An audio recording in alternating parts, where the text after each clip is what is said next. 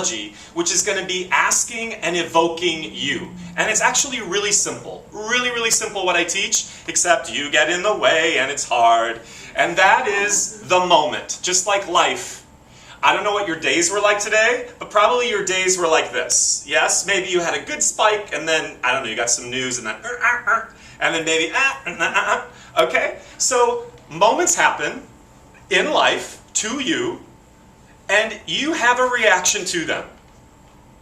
Now, what you choose to do in reacting to them is part of like how we move through life. But what's interesting in our scene work is scenes do the same thing. So it's actually, I think Stanislavski said it, it's just you living in imaginary circumstances. But what's interesting is you will stop living them in an imaginary way. In other words, when you start to listen and react under the circumstances that have been given to you or in the situation that you're living in, you'll start to really live it as you. And so your system won't even know that it's acting, right? Because that comes through the muscle that's generating everything, which is listening and reacting. Just like life, it's all about the power of the presence of the moment. You're either present to your life or you're not.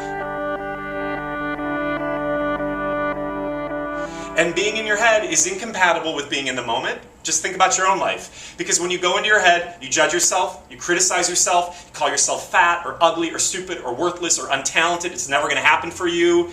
When Charlize Theron was your age, she had already made it. All these crazy things that, again, contaminate your ability to be expressed in the moment. So we're just kind of reconfiguring that paradigm so that you get out of your own way, which means you get out of this chatter, this clutter, this, I call it the brain drain train. Next stop, Desperation City. The longer you stay in it, it's just like, right? You've all had that experience. How we work here is, I'm letting all the actors go and read the scenes. If I like them, I think almost all of them are on new scenes, maybe tonight.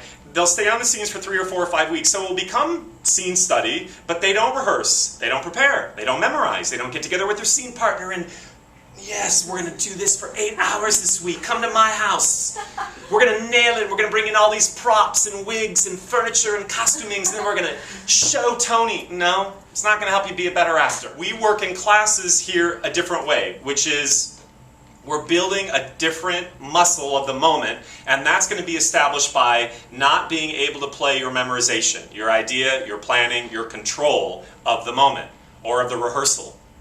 So once you start to do that, the listening starts to deteriorate, and so you don't have access to the potential that you're wanting. So you actually start playing the scene the way you've read it, the way you've done it, as opposed to, oh my God, this is happening, let me work off of this moment, let me work off of this moment, and oh my gosh, the scene is taking me to places I never thought the scene could have taken me, right?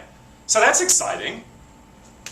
And you're cold reading, you're going to be able to do things in a cold read you've never been able to do before. I mean, I'm really well known for cold reading and scene study, but to me, they're one and the same.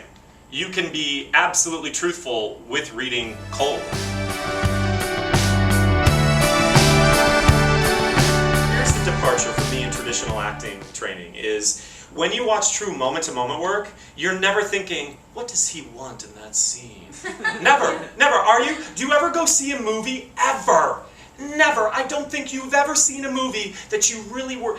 I don't think you go and watched Blue Valentine, right? With Ryan Gosling and Michelle Williams and thought, what does she want in this scene? I see her super objective. No, it's all born out of moment-to-momentness, moment-to-momentness. And so what's interesting about objective-oriented training, yes, it's important to understand a need, but just like in life, I may want to teach you, but on the way to teaching you, I want to get a coffee, and then, oh, I see a pizza, I'm going to get a pizza, and then I'm going to flirt with that person, and then, oh my gosh, I have to return a phone call, and then I'm going to get back to teaching. So it goes like this because moments go like that. As opposed to, oh, in this scene my objective is to seduce. So I'm going to seduce. But you're never like that in life, people. You would be crazy. No one would ever want to go out with you. Do you get what I'm saying? It's true. But why is it that actors are trained go after that objective? Well, I get it at one level, and you'll understand it, but then you'll also understand that the moments will take you wherever they want to take you, and your objective will be fulfilled. Just like life.